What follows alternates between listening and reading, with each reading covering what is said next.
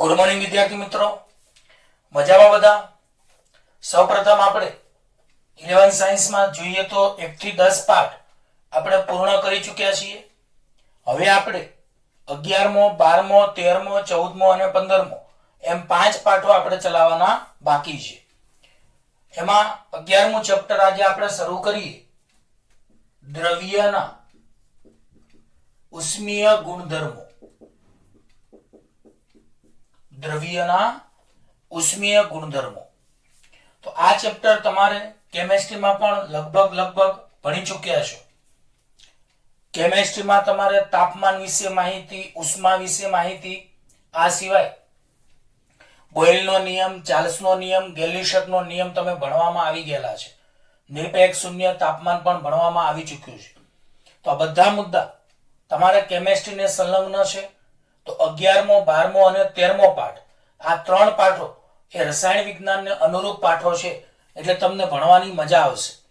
તો સૌપ્રથમ આપણે દ્રવ્યના ઉષ્મીય ગુણધર્મોમાં પહેલો સવાલ આ રીતનો છે.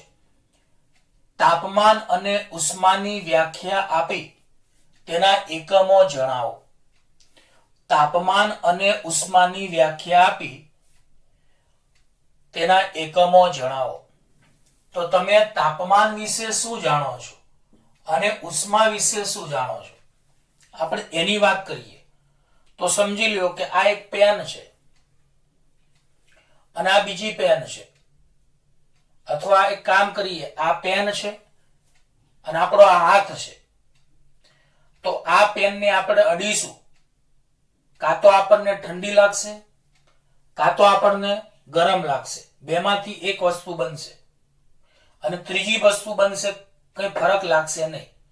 ફરીવાર કહું છું, આ પેન છે આપણા હાથમાં અને આપણો હાથ છે.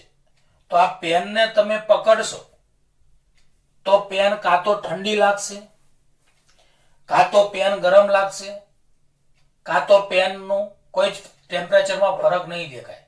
તો આના આધારે તમે 3 પ્રયોગ કરી શકો છો. માની લો કે પેનને અડતા તમને પેન ઠંડી લાગે છે, તો એનો મતલબ શું? તો ઘણા કે સાહેબ પેનનું તાપમાન ઓછું હશે, આપણા હાથનું તાપમાન વધારે હશે. સાદી ભાષામાં પેન ઠંડી હશે, આપણો હાથ ગરમ હશે, તો આપણને પેન ઠંડી લાગશે. ઓકે, ચલો પેન ગરમ હશે તો મતલબ આપણને ગરમ લાગશે, તો એનો મતલબ પેનનું તાપમાન વધારે હશે, આપણા હાથનું તાપમાન ઓછું હશે અને કોઈ જ ફેરફાર નહીં દેખાય. તો પેન અને આપણા હાથના જે તાપમાન છે એ સમાન હશે. ખબર પડી? 3 પ્રયોગો છે. જો પેન આપણને અડતા ઠંડી લાગે, એનો મતલબ પેનનું તાપમાન ઓછું છે, આપણા હાથનું તાપમાન વધારે છે. પેનને અડતા આપણને પેન ગરમ લાગે, એનો મતલબ કે પેન એનું તાપમાન વધારે છે અને આપણા હાથનું તાપમાન ઓછું છે. અને જો પેનને અડતા કોઈ જ ફેરફાર ન દેખાય, એનો મતલબ બેના તાપમાન સમાન છે. આવું તમે કહી શકો છો. તો આ તો ચલો તાપમાન વિશેની વાત થઈ. પણ તમે એક વસ્તુ સમજી લો કે આપણે આ ક્લાસરૂમ છે માની લો તમે, અને ક્લાસરૂમમાં આપણે કોઈ ગરમ ચાનો કપ મૂક્યો, તો શું થાય છે? તો ગરમ ચાનો કપ એ ઉષ્મા ગુમાવે છે. તમે જોયું હશે, ચાને ગરમ ઉકળતી આપણે ઘરમાં મૂકીએ તો એમાંથી શું નીકળે છે? વરાળ બહાર નીકળે છે. એનો મતલબ કે અહીંયા ચા ઉષ્મા ગુમાવે છે અને આજુબાજુનું વાતાવરણ, એને પરિસર કહેવાય, જે ઉષ્મા મેળવે છે. તો આને કહેવાય ઉષ્માનું રૂપાંતરણ. તો હું તમને 2 ડિફરન્સ પહેલા સમજાવું, તાપમાન અને ઉષ્મા. તો યાદ રાખજો કે પદાર્થના ગરમપણા કે ઠંડાપણાની માત્રા દર્શાવતી ભૌતિક રાશિને તાપમાન કહેવાય છે. પદાર્થના ગરમપણા કે ઠંડાપણાની માત્રા દર્શાવતી ભૌતિક રાશિને તાપમાન કહેવાય છે. પદાર્થના ગરમપણા કે ઠંડાપણાની માત્રા દર્શાવતી ભૌતિક રાશિને તાપમાન કહે છે. બીજું, તેનો એકમ ડિગ્રી સેન્ટીગ્રેડ અથવા કેલ્વિન અથવા ફેરનહીટ છે. તો યાદ રાખજો ખાસ કે તાપમાનનો એકમ ડિગ્રી સેન્ટીગ્રેડ અથવા કેલ્વિન અથવા ફેરનહીટ છે. તો આ તો કેમિસ્ટ્રીમાં તમે ભણ્યા જ છો. આ સિવાય ઉષ્માની વાત કરીએ તો ઉષ્મા એ ઉર્જાનું એક સ્વરૂપ છે કે જેનું વહન બે અથવા વધુ તંત્રો અથવા તંત્ર અને પરિસર વચ્ચે તાપમાનના તફાવતને લીધે થાય છે. તો મેં તમને કહ્યું એમ એક પદાર્થ ગરમ હોય અને એક પદાર્થ ઠંડો હોય તો શું થાય? તો ગરમ પદાર્થ ઉષ્મા ગુમાવે અને ઠંડો પદાર્થ ઉષ્મા મેળવે. આવું કેમ થાય? તો તાપમાનના તફાવતને કારણે. સમજી લો કે હું તમને બે પ્રયોગ સમજાવું કે આપણે બે વાટકા છે આપણા રૂમમાં મૂક્યા, એકમાં તમે ગરમ ચા ભરીને એકમાં તમે બરફના ટુકડા નાખ્યા તો શું થાય? તો ગરમ ચા હોય એ ઉકળતી હોય તો એ ગરમ હોય એટલે ઉષ્મા ગુમાવશે અને જે બરફ છે ઠંડો હોય એટલે ઉષ્મા મેળવશે. તો આવું કેમ થાય છે? એક ઉષ્મા ગુમાવે એક ઉષ્મા મેળવે. કારણ કે ચા અને એની આજુબાજુનું વાતાવરણ છે એ બેના તાપમાન એ અલગ અલગ હોય છે એટલે તાપમાનનો તફાવત હોય છે, એને કારણે ઉષ્માનો આપલે થાય છે. તો અહીંયા ચા એટલે તંત્ર. આપણે જે ચા બોલીએ છીએ આ લોકો એને તંત્ર બોલે. બરફ બોલો તો એને આ લોકો તંત્ર બોલે છે. તો સાદી ભાષામાં કોઈ પણ પદાર્થ હોય એને ફિઝિક્સમાં હવે આપણે તંત્ર તરીકે આ 11, 12 અને 13 પાઠ પૂરતું લઈશું. તો કોઈ પણ પદાર્થ હોય કોઈ પણ વસ્તુ હોય એને આપણે હવે તંત્ર કહીશું. એટલે જ્યારે પણ તંત્ર શબ્દ આવે તો તમારે સમજવાનું એ વળી શું હશે એવું તમને થાય તો એ હકીકતમાં કોઈ પણ પદાર્થ છે. આ પેન છે તો પેનને પણ તંત્ર કહેવાય. કોઈ ચાનો કપ છે તો એને પણ તંત્ર કહેવાય. તો આ રીતની આપણે વાત સમજીએ તો યાદ રાખજો કે ઉષ્મા એ ઉર્જાનું એક સ્વરૂપ છે કે જેનું વહન બે કે વધુ તંત્રો અથવા તંત્ર અને પરિસર વચ્ચે તાપમાનના તફાવતને લીધે થાય છે. અને ઉષ્માનો એકમ તો તમે જાણો છો, જૂલ અથવા કેલરી. પેમ્પલેટમાં ભૂલમાં બાજુમાં સીજીએસ લખાણું છે તો ત્યાં તમે સીજીએસ ની જગ્યાએ કેલરી કરી નાખજો. બરાબર છે? તો બોલો ઉષ્માનો એકમ જૂલ, એને જે વડે દર્શાવાય, અથવા કેલરી અથવા એને CAL વડે દર્શાવાય છે. કેલરીની બાજુમાં સીજીએસ લખ્યું છે, તમે ચેકી નાખજો. ચલો હવે પ્રશ્ન નંબર 2 આપણે ભણીએ. ફેરનહીટ તાપમાન અને સેલ્સિયસ તાપમાન વચ્ચેનો સંબંધ દર્શાવતો આલેખ દોરો. બધાને ખબર છે ફેરનહીટ તાપમાન એને આપણે TF વડે દર્શાવીએ, સેલ્સિયસ તાપમાનને TC વડે દર્શાવીએ. તો આ કન્વર્જન તમારા રસાયણ વિજ્ઞાનમાં આવે છે. તો બોલો ફેરનહીટ તાપમાન અને સેલ્સિયસ તાપમાન વચ્ચેનો ડિફરન્સ દર્શાવતું સૂત્ર TF બરાબર 9/5 TC + 32.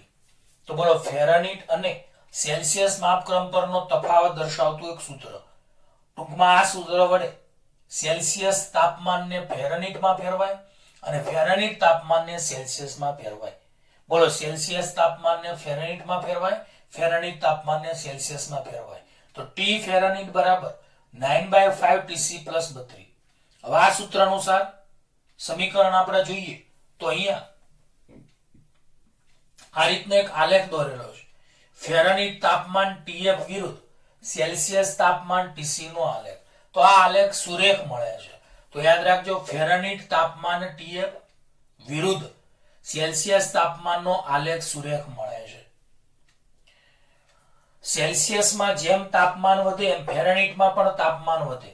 ટૂંકમાં સેલ્સિયસ માપક્રમ પરનું તાપમાન જો વધારવામાં આવે તો ફેરનહીટ માપક્રમ પરનું તાપમાન પણ વધે છે.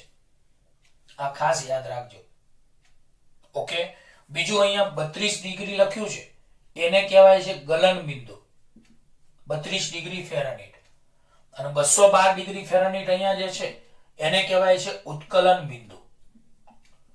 તો બધાને ખબર છે કે પાણી જે તાપમાને બરફમાં રૂપાંતર પામે એને ગલન બિંદુ કહેવાય અને પાણી જે તાપમાને ઉષ્મા ઉર્જામાં બાષ્પમાં રૂપાંતર પામે તેને ઉત્કલન બિંદુ કહેવાય. તો બોલો પાણી જે તાપમાને બરફ બને એને ગલન બિંદુ કહેવાય અને જે તાપમાને ઉષ્મા મતલબ ઉકળી જાય, બાષ્પમાં રૂપાંતર થઈ જાય તે તાપમાનને ઉત્કલન બિંદુ કહેવાય. તો બોલો ગલન બિંદુ 32 ડિગ્રી ફેરનહીટ હોય છે અને ઉત્કલન બિંદુ 212 ડિગ્રી ફેરનહીટ હોય છે. અને આ રીતનો એક આલેખ છે જેમાં ફેરનહીટ માપક્રમ પરનો તાપમાનનો તફાવત તો 212 માંથી 32 જાય તો 180 વધે. અને સેલ્સિયસ માપક્રમ પરનો તાપમાન અહીંયા આપણે 100 હોય છે તો એ તાપમાનનો તફાવત 100 હોય છે. આનો મતલબ કે જ્યારે 100 ડિગ્રી સેન્ટીગ્રેડ તાપમાનનો ફેરફાર થાય ત્યારે 180 ડિગ્રી ફેરનહીટ તાપમાનનો ફેરફાર થાય. તો આ તાપમાનના ફેરફાર માટેની વાત છે.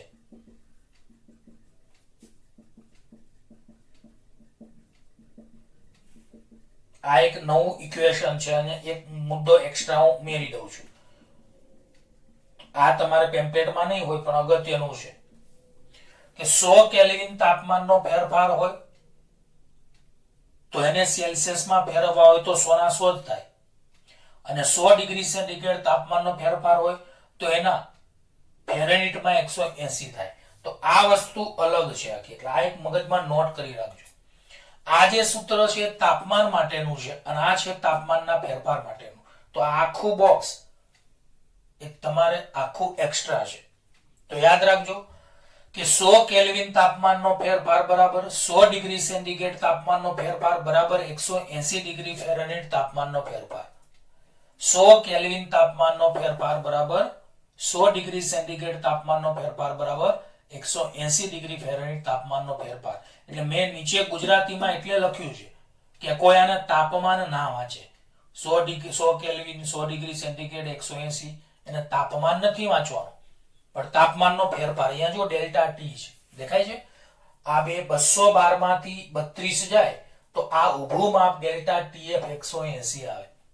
તો ફેરનહીટ માપક્રમ પરનો તાપમાનનો ફેરફાર જ્યારે 180 હોય ત્યારે સેલ્સિયસ માપક્રમ પરનો ફેરફાર 100 - 0 એટલે 100 હોય જેને આપણે ડેલ્ટા ટીસી વડે દર્શાવેલા છે. તો ખાસ ધ્યાન રાખજો કે ફેરનહીટ માપક્રમ પરનો તાપમાનનો ફેરફાર 180 ડિગ્રી હોય ડેલ્ટા ટીએફ બરાબર તો સેલ્સિયસ માપક્રમ પરનો તાપમાનનો ફેરફાર ડેલ્ટા ટીસી બરાબર 100 ડિગ્રી સેન્ટીગ્રેડ હોય છે. તો 100 કેલ્વિન તાપમાનનો ફેરફાર બરાબર 100 ડિગ્રી સેન્ટીગ્રેડ તાપમાનનો ફેરફાર બરાબર 180 ડિગ્રી ફેરનહીટ તાપમાનનો ફેરફાર. ઘણા કે સાહેબ આને અલગ લખવું હોય તો એક કામ કરો 100 વડે 10 વડે ભાગી દો તો 10 કેલ્વિન તાપમાનનો ફેરફાર બરાબર 10 ડિગ્રી સેન્ટીગ્રેડ તાપમાનનો ફેરફાર બરાબર 18 ડિગ્રી ફેરનહીટ તાપમાનનો ફેરફાર. ઘણા કે હજી સાહેબ આપણે આને 10 વડે હજી ભાગીએ તો 1 કેલ્વિન તાપમાનનો ફેરફાર બરાબર 1 ડિગ્રી સેન્ટીગ્રેડ તાપમાનનો ફેરફાર બરાબર 18 ભાગ્યા 10 એટલે 1.8 ડિગ્રી ફેરનહીટ તાપમાનનો ફેરફાર. તો આ જે આખો મુદ્દો છે એક્સ્ટ્રા છે. આમ તો તમારા સિલેબસમાંથી શરૂઆતના સવાલ નીકળી ગયા છે પણ આ નીકળી ગયા હોવા છતાં કામના છે એટલે ચલાવીએ છીએ. એટલે અમુક સવાલ હું ટૂંકમાં જે વિડિયો લેક્ચરમાં ચલાવું એ બધું પાક્કું મોઢે કરીને થિયરીના ચોપડામાં દાખલાના ચોપડામાં લખવાના થશે. લાસ્ટ વાળા મોઢે કરી દો. 100 કેલ્વિન તાપમાનનો ફેરફાર બરાબર 100 ડિગ્રી સેન્ટીગ્રેડ તાપમાનનો ફેરફાર બરાબર 180 ડિગ્રી ફેરનહીટ તાપમાનનો ફેરફાર. જો આવું ન લખવું હોય તો 10 વડે ભાગો તો 10 કેલ્વિન તાપમાનનો ફેરફાર બરાબર 10 ડિગ્રી સેન્ટીગ્રેડ તાપમાનનો ફેરફાર બરાબર 18 ડિગ્રી ફેરનહીટ તાપમાનનો ફેરફાર. અને હજુ 10 વડે ભાગો તો 1 કેલ્વિન તાપમાનનો ફેરફાર બરાબર 1 ડિગ્રી સેન્ટીગ્રેડ તાપમાનનો ફેરફાર બરાબર 1.8 ડિગ્રી ફેરનહીટ તાપમાનનો ફેરફાર. ચલો ખ્યાલ આવી ગયો આટલો. હવે પ્રશ્ન નંબર 3 આનો આ જ છે પણ આમાંથી બહુ એમસીક્યુ પૂછી શકે એટલે બરાબર ધ્યાન આપજો. જુદા જુદા તાપમાન માપક્રમોની સરખામણી કરો. તો ચલો સેલ્સિયસ અને કેલ્વિન માપક્રમ વચ્ચેનો સંબંધ દર્શાવતું સૂત્ર તમે જાણો જ છો કે T બરાબર TC પ્લસ 273.15. T બરાબર TC પ્લસ 273.15. તો સેલ્સિયસ અને કેલ્વિન માપક્રમ વચ્ચેનો સંબંધ T બરાબર TC પ્લસ 273.15 જેમાં T એ કેલ્વિન માપક્રમ પરનો તાપમાનની સંજ્ઞા છે અને TC એ સેલ્સિયસ માપક્રમ પરના તાપમાનની સંજ્ઞા છે. તો બોલો કેપિટલ T એ કેલ્વિન માપક્રમ પરની તાપમાનની સંજ્ઞા છે, TC એ સેલ્સિયસ માપક્રમ પરની તાપમાનની સંજ્ઞા છે. આ સૂત્ર તમે યાદ રાખજો. આના વડે સેલ્સિયસને કેલ્વિનમાં કેલ્વિનને સેલ્સિયસમાં ફેરવી શકાય. આમ તો તમે જાણો જ છો કે 5 ડિગ્રી સેન્ટીગ્રેડ હોય એને કેલ્વિનમાં ફેરવવા હોય તો આપણે જનરલી 273 ઉમેરીએ છીએ, પણ આમ પાકું મૂલ્ય 273.15 ઉમેરવાના થાય છે. આ કેમેસ્ટ્રીમાં બેઠે બેઠું તમારે ભણવામાં આવી ચૂક્યું છે. નહીં આવ્યું હોય તો હવે આવશે. ચલો, સેલ્સિયસ અને ફેરનહીટ માપક્રમ વચ્ચેનો સંબંધ આપણે હમણાં જ અહીંયા લખ્યો કે TF બરાબર 9/5 TC પ્લસ 32. તો બોલો, સેલ્સિયસ અને ફેરનહીટ માપક્રમ વચ્ચેનો સંબંધ દર્શાવતું સૂત્ર TF બરાબર 9/5 TC પ્લસ 32, જ્યાં TC એ સેલ્સિયસ માપક્રમ પરનું તાપમાન છે, TF એ ફેરનહીટ માપક્રમ પરનું તાપમાન છે. હવે આપણે ઉત્કલન બિંદુની વાત કરીએ, ગલન બિંદુની વાત કરીએ અને નિરપેક્ષ શૂન્ય તાપમાન. તો MCQ માં તમારે 3x3 મતલબ 9 MCQ યાદ રાખવાના છે. આવી રીતે જો તમને MCQ માં પૂછે કે ઉત્કલન બિંદુ કેલ્વિન માપક્રમમાં ખાલી જગ્યા છે, તો 373.15. ઉત્કલન બિંદુ સેલ્સિયસ માપક્રમમાં ખાલી જગ્યા છે, તો 100 ડિગ્રી સેન્ટીગ્રેડ. ઉત્કલન બિંદુ ફેરનહીટ માપક્રમમાં ખાલી જગ્યા છે, તો 212 ડિગ્રી ફેરનહીટ. આવી જ રીતે ગલન બિંદુ કેલ્વિન માપક્રમમાં 273.15 કેલ્વિન, સેલ્સિયસ માપક્રમમાં 0 ડિગ્રી સેન્ટીગ્રેડ અને ફેરનહીટ માપક્રમમાં 32 ડિગ્રી ફેરનહીટ છે. આવી જ રીતે નિરપેક્ષ શૂન્ય તાપમાન કેલ્વિન માપક્રમમાં 0 છે, સેલ્સિયસ માપક્રમમાં -273.15 ડિગ્રી સેન્ટીગ્રેડ અને ફેરનહીટ માપક્રમમાં -459.69 ફેરનહીટ છે. તો આ ત્રણ તરી 9 MCQ અને બીજા બધા મુદ્દાઓ તમારે પાક્કા મોઢે કરવાના છે. આ પાઠ ખૂબ જ સરળ છે, જોડે જોડે પાક્કું મોઢે કરવાનું છે. અને હું તમને લાઈવ લેક્ચરમાં આ બધા પૂછીશ MCQ, એટલે જોયા વગર તમારે જવાબ આપવાના રહેશે. ઘણા કે સાહેબ આમાંથી એકાદું યાદ રાખીએ તો ચાલે, પણ બીજા તમારે પછી ફેરવવા પડે. ઘણા કે ચલો સાહેબ અમે ઉત્કલન બિંદુ 373.15 કેલ્વિન યાદ રાખ્યું, તો સેલ્સિયસમાં ફેરવવું હોય તો તમારે આ સૂત્રમાં 373.15 મૂકો ટી ની જગ્યાએ. આ બધી કિંમત કોની છે? કેપિટલ T ની છે. આ કિંમત TC ની છે અને આ TF ની છે. તો માની લો કે આ કેપિટલ T તમારી પાસે કેટલા છે? 373.15. તો અહીંયા કેપિટલ T 373.15 મૂકો તો એમાંથી 273.15 બાદ કરો તો 100 આવી જાય. હવે આ TC ની કિંમત 100 આવી, એ આ સમીકરણમાં મૂકી દેવાની. TF બરાબર 9/5, TC ની જગ્યાએ 100, સાદુરૂપ આપો એટલે 212 આવે. ટૂંકમાં આવું કન્વર્ઝન તમારે રસાયણ વિજ્ઞાનમાં આઈ થિંક આવ્યું જ હશે કે કેલ્વિનનું સેલ્સિયસમાં ફેરવવાનું, સેલ્સિયસનું ફેરનહીટમાં ફેરવવાનું, આ કન્વર્ઝન. તો આ ખાસ તમારે યાદ રાખવાનું છે. તો બોલો, તાપમાન કોને કહેવાય? તો પદાર્થના ગરમપણા કે ઠંડાપણાની માત્રા દર્શાવતી ભૌતિક રાશિને તાપમાન કહેવાય છે. અને તાપમાન વિવિધ એકમો પૈકી સેલ્સિયસમાં મપાય, કેલ્વિનમાં મપાય, ફેરનહીટમાં મપાય. ઉષ્મા એટલે શું? તો ઉષ્મા એ ઉર્જાનું એક સ્વરૂપ છે કે જેનું વહન બે કે વધુ તંત્રો અથવા તંત્ર અને પરિસર વચ્ચે તાપમાનના તફાવતને લીધે થાય છે. ઉષ્માનો એકમ જુલઈ લેવાય છે, જેને J વડે દર્શાવાય. કેલરી પણ લેવાય, જેને CL વડે દર્શાવાય. અને આપણે આલેખ જોયો તો ફેરનહીટ માપક્રમ પરનો તાપમાન વિરુદ્ધ સેલ્સિયસ માપક્રમનો તાપમાનનો આલેખ સુરેખ હોય છે. અને આ એક ખાસ એક્સ્ટ્રા છે જે પેમ્પલેટમાં નથી, એટલે તમે આ મુદ્દો જે પેમ્પલેટમાં ના હોય, તમારે પેમ્પલેટમાં સાઈડમાં જગ્યા હોય તો, અથવા તમે ચોપડો જે બનાવ્યો હોય થિયરીનો, એમાં તમારે લખી દેવાનું. આ બધું તો છે જ. ઓકે,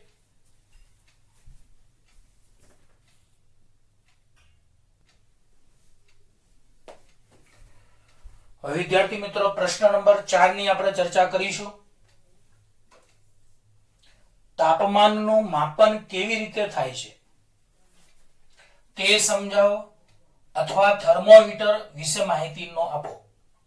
તો તાપમાનનું માપન કેવી રીતે થાય છે તે સમજાવો અથવા થર્મોમીટર વિશે માહિતી આપો.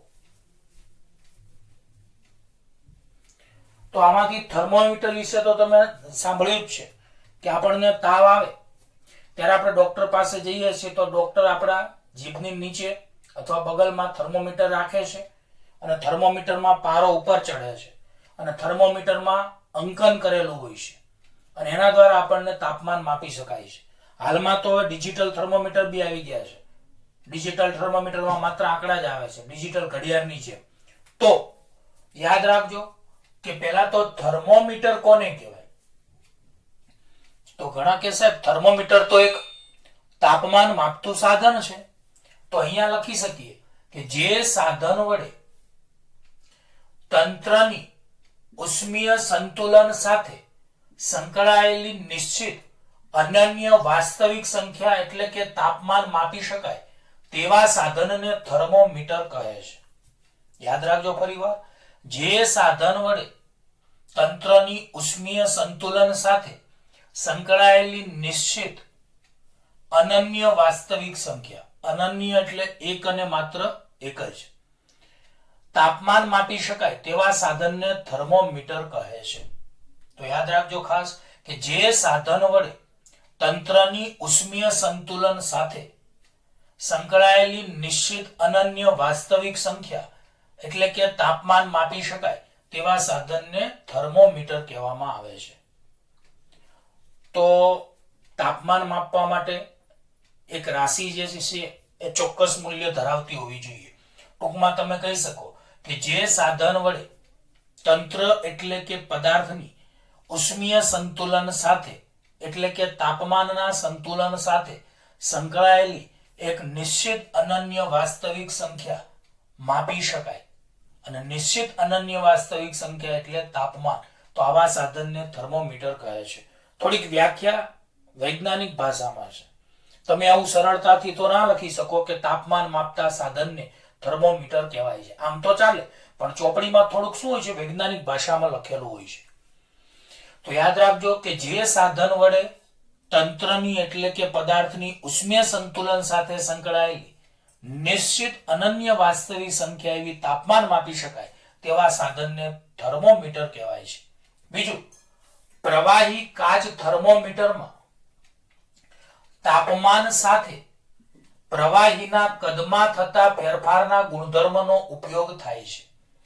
બોલો, પ્રવાહી કાચ થર્મોમીટરમાં તાપમાન સાથે પ્રવાહીના કદમાં થતા ફેરફારના ગુણધર્મનો ઉપયોગ થાય છે. ફરીવાર બોલું છું કે પ્રવાહી કાચ થર્મોમીટર. પ્રવાહી કાચ થર્મોમીટર એટલે શું? તો જે આપણું થર્મોમીટર હોય એની અંદર પારો હોય છે, એ પારાને પ્રવાહી કહેવાય, અને પારો એ કાચના થર્મોમીટરમાં ઉપર ચડે છે. ટૂંકમાં જે તમે થર્મોમીટર કહો છો એ કાચનું થર્મોમીટર હોય છે, અને કાચની અંદર પ્રવાહી સ્વરૂપે પારો હોય છે. તો કાચવાળું પારાવાળું થર્મોમીટર એને કહેવાય પ્રવાહી કાચ થર્મોમીટર. કાચ હોય, પારા સ્વરૂપે પ્રવાહી હોય, તો આવા પ્રવાહ મતલબ થર્મોમીટરને પ્રવાહી કાચ થર્મોમીટર કહે છે.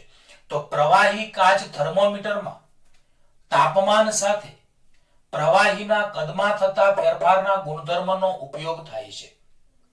પ્રવાહી કાચ થર્મોમીટરમાં તાપમાન સાથે પ્રવાહીના કદમાં થતા ફેરફારના ગુણધર્મનો ઉપયોગ થાય છે. આ સિવાય થર્મોમીટરમાં મોટે ભાગે પ્રવાહી તરીકે આલ્કોહોલ અને પારાનો ઉપયોગ થાય છે. આલ્કોહોલ અને પારાનો ઉપયોગ થાય છે. તો બોલો, થર્મોમીટરમાં મોટે ભાગે પ્રવાહી તરીકે આલ્કોહોલ અને પારાનો ઉપયોગ થાય છે. તો આ થર્મોમીટરની આપણે રચના કહીએ છીએ. ત્યાર પછી થર્મોમીટરનું અંકન એવી રીતે કરવામાં આવે કે જેથી તે તાપમાનનું આંકડાકીય મૂલ્ય માપી શકે. થર્મોમીટરનું અંકન એવી રીતે કરવામાં આવે, થર્મોમીટરનું અંકન એવી રીતે કરવામાં આવે કે જેથી તે તાપમાનનું આંકડાકીય મૂલ્ય માપી શકે છે.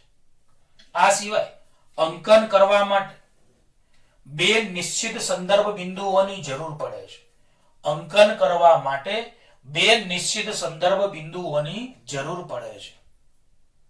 યાદ રાખજો ખાસ, અંકન કરવા માટે બે નિશ્ચિત સંદર્ભ બિંદુઓની જરૂર પડે છે. તો એક નિશ્ચિત બિંદુ તરીકે આપણે શુદ્ધ પાણીનું ઠારણ બિંદુ લઈએ, અને બીજું આપણે ઉત્કલન બિંદુ લઈએ. ઠારણ બિંદુ સેલ્સિયસમાં 0 ડિગ્રી સેન્ટીગ્રેડ અને ફેરનહીટમાં 32 ડિગ્રી ફેરનહીટ હોય છે, અને ઉત્કલન બિંદુ સેલ્સિયસમાં 100 ડિગ્રી સેન્ટીગ્રેડ અને ફેરનહીટમાં 212 ડિગ્રી હોય છે. તો યાદ રાખજો ખાસ કે શુદ્ધ પાણીનું ઠારણ બિંદુ સેલ્સિયસમાં 0 અને ફેરનહીટમાં 32 ડિગ્રી ફેરનહીટ હોય છે, અને ઉત્કલન બિંદુ 100 ડિગ્રી સેન્ટીગ્રેડ અથવા 212 ડિગ્રી ફેરનહીટ હોય છે. આપણે હમણાં સમજાવ્યું હતું તમને એક આલેખ દોર્યો હતો અને આલેખમાં આપણે આ રીતનું પણ સમજાવ્યું હતું કે 180 ડિગ્રી ફેરનહીટ તાપમાનનો ફેરફાર હોય તો એના સમતુલ્ય 100 ગાળાઓ થાય છે. તો આપણે એવું કહી શકીએ કે આ બંને નિશ્ચિત સંદર્ભ બિંદુઓ વચ્ચે ફેરનહીટ માપક્રમ પર 180 અને સેલ્સિયસ માપક્રમ પર 100 સમાન ગાળાઓ હોય છે. આટલી ખબર પડી બધાને? એકવાર ફરીવાર કે તાપમાનનું માપન કેવી રીતે થાય છે તે સમજાવો અને થર્મોમીટર વિશે માહિતી આપો. તો યાદ રાખજો કે જે સાધન વડે કોઈ પદાર્થ એટલે કે તંત્રની ઉષ્મીય સંતુલન સાથે સંકળાયેલી એક નિશ્ચિત અનન્ય વાસ્તવિક સંખ્યા એવી તાપમાન માપી શકાય, આવા સાધનને થર્મોમીટર કહેવાય છે. બીજું, થર્મોમીટરમાં પ્રવાહી હોય, પ્રવાહી સ્વરૂપે પારો હોય, કાચ હોય, આલ્કોહોલ હોય, તો આવા થર્મોમીટરને પ્રવાહી કાચ થર્મોમીટર કહે છે. તો પ્રવાહી કાચ થર્મોમીટરમાં તાપમાન સાથે પ્રવાહીના કદમાં થતા ફેરફારના ગુણધર્મનો ઉપયોગ થાય છે. પ્રવાહી કાચ થર્મોમીટરમાં તાપમાન સાથે પ્રવાહીના કદમાં થતા ફેરફારના ગુણધર્મનો ઉપયોગ થાય છે. ત્રીજું, થર્મોમીટરમાં મોટે ભાગે પ્રવાહી તરીકે આલ્કોહોલ અને પારાનો ઉપયોગ થાય છે. તો થર્મોમીટરમાં મોટે ભાગે પ્રવાહી તરીકે આલ્કોહોલ અને પારાનો ઉપયોગ થાય છે. બીજું, થર્મોમીટરનું અંકન એવી રીતે કરવામાં આવે કે જેથી તે તાપમાનનું આંકડાકીય મૂલ્ય માપી શકે. થર્મોમીટરનું અંકન એવી રીતે કરવામાં આવે કે જેથી તે તાપમાનનું આંકડાકીય મૂલ્ય માપી શકે છે. બીજું, અંકન કરવા માટે બે નિશ્ચિત સંદર્ભ બિંદુઓની જરૂર પડે. એક નિશ્ચિત સંદર્ભ બિંદુ તરીકે ઠારણ બિંદુ અને બીજા નિશ્ચિત બિંદુ તરીકે ઉત્કલન બિંદુ લેવાય છે. તો શુદ્ધ પાણીનું ઠારણ બિંદુ સેલ્સિયસમાં 0 ડિગ્રી સેન્ટીગ્રેડ અને ફેરનહીટમાં 32 હોય છે, જે આપણે આલેખમાં દર્શાવ્યું હતું. આ જ રીતે ઉત્કલન બિંદુ સેલ્સિયસમાં 100 ડિગ્રી સેન્ટીગ્રેડ અને ફેરનહીટમાં 212 હોય. આપણે એક આલેખ દોર્યો હતો ને કે 0 હોય ત્યારે 32 ડિગ્રી ફેરનહીટ હતું, 100 ડિગ્રી હોય સેલ્સિયસ ત્યારે 212 ડિગ્રી ફેરનહીટ હતું, અને પરિણામે ફેરનહીટ માપક્રમ પર 180 ડિગ્રીનો ફેરફાર થાય તો એને અનુરૂપ સેલ્સિયસ માપક્રમ પર 100 સમાન ગાળાઓ હોય છે. આટલી ખબર પડી? હવે લાસ્ટ આજના આ લેક્ચરનો સવાલ પ્રશ્ન નંબર 5, બાકીનો આપણે આની પછીના લેક્ચરમાં ભણીશું. તો પ્રશ્ન નંબર 5, આદર્શ વાયુ સમીકરણ તારવો. આદર્શ વાયુ સમીકરણ તારવો. તો યાદ રાખજો, પ્રયોગો દર્શાવે છે કે ઓછી ઘનતા ધરાવતા બધા જ વાયુઓની પ્રસરણની વર્તણૂક સમાન હોય છે. પ્રયોગો દર્શાવે છે કે ઓછી ઘનતા ધરાવતા બધા જ વાયુઓની પ્રસરણની વર્તણૂક સમાન હોય છે. ફરીવાર બોલું છું, પ્રયોગો દર્શાવે છે કે ઓછી ઘનતા ધરાવતા બધા જ વાયુઓની પ્રસરણની વર્તણૂક સમાન હોય છે. બીજું, આ વર્તણૂક દબાણ, કદ અને તાપમાન જેવા ચલ વડે દર્શાવી શકાય છે. આ વર્તણૂક દબાણ, કદ અને તાપમાન જેવા ચલ વડે દર્શાવી શકાય છે. હવે બોયલનો નિયમ, ચાર્લ્સનો નિયમ આપણે પહેલા સમજીએ. ગેલ્યુસેકનો નિયમ પણ આવે છે, પણ એ આપણે અત્યારે આવતો નથી, એટલે કેમિસ્ટ્રીમાં આવે છે ગેલ્યુસેકનો નિયમ. તો ચલો, બોયલનો નિયમ અચળ તાપમાને પળાય છે. ચાર્લ્સનો નિયમ અચળ દબાણે પળાય છે. અને ગેલ્યુસેકનો નિયમ એ અચળ કદે વપરાય છે. તો આટલું તો તમે યાદ રાખો જ ખાસ કે બોયલનો નિયમ એ વાયુનું આ તાપમાન અચળ હોય ત્યારે વપરાય છે. ચાર્લ્સનો નિયમ એ અચળ દબાણે વપરાય છે. અને ગેલ્યુસેકનો નિયમ એ અચળ કદે વપરાય છે. ખબર પડી? તો બોલો, બોયલનો નિયમ એ અચળ તાપમાને વપરાય છે. નિયમ આ પ્રમાણે છે કે અચળ તાપમાને પૂરતી ઓછી ઘનતા વાળા નિશ્ચિત જથ્થાના વાયુનું દબાણ P એ તેના કદના વ્યસ્ત પ્રમાણમાં હોય છે, જેને બોયલનો નિયમ કહે છે. શું બોલો? તો અચળ તાપમાને પૂરતી ઓછી ઘનતા વાળા નિશ્ચિત જથ્થાના વાયુનું દબાણ એ વાયુના કદના વ્યસ્ત પ્રમાણમાં હોય છે, જેને બોયલનો નિયમ કહે છે. આ જ રીતે ચાર્લ્સનો નિયમ, તો અચળ દબાણે પૂરતી ઓછી ઘનતાવાળા નિશ્ચિત જથ્થાના વાયુનું કદ એ તેના નિરપેક્ષ તાપમાનના સમપ્રમાણમાં હોય છે, જેને ચાર્લ્સનો નિયમ કહે છે. અને ગેલ્યુશેકનો નિયમ, તો અચળ કદે પૂરતી ઓછી ઘનતાવાળા નિશ્ચિત જથ્થાના વાયુનું દબાણ એ તેના તાપમાનના સમપ્રમાણમાં હોય છે. ચલો આ ત્રણ નિયમો ફરીવાર બોલું છું. બોયલનો નિયમ, અચળ તાપમાને પૂરતી ઓછી ઘનતાવાળા, ઓછી ઘનતા એ જરૂરી છે અને જથ્થો જરૂરી છે નિશ્ચિત. તો બોલો બોયલનો નિયમ શું છે? તો અચળ તાપમાને પૂરતી ઓછી ઘનતાવાળા નિશ્ચિત જથ્થાના વાયુનું દબાણ પી એ તેના કદના વ્યસ્ત પ્રમાણમાં હોય છે. માટે પી ચલે છે 1/v. ચલનની નિશાની દૂર કરો તો બરાબર અને અચળ. વી આ બાજુ આવે તો પીવી બરાબર અચળ. આ જ રીતે ચાર્લ્સનો નિયમ, તો ચાર્લ્સનો નિયમ આ પ્રમાણે છે કે અચળ દબાણે પૂરતી ઓછી ઘનતાવાળા નિશ્ચિત જથ્થાના વાયુનું કદ એ તેના નિરપેક્ષ તાપમાનના સમપ્રમાણમાં હોય છે. ચલનની નિશાની દૂર કરો તો બરાબર અને અચળ લખાય. ટીની આ બાજુ લખાય તો v/t બરાબર અચળ. હવે બંને નિયમોને આપણે ભેગા કરીએ તો પીવી બરાબર અચળ અને v/t બરાબર અચળ. તો અહીંયા તમે pv/t બરાબર અચળ આવું એક સમીકરણ લખી શકો છો.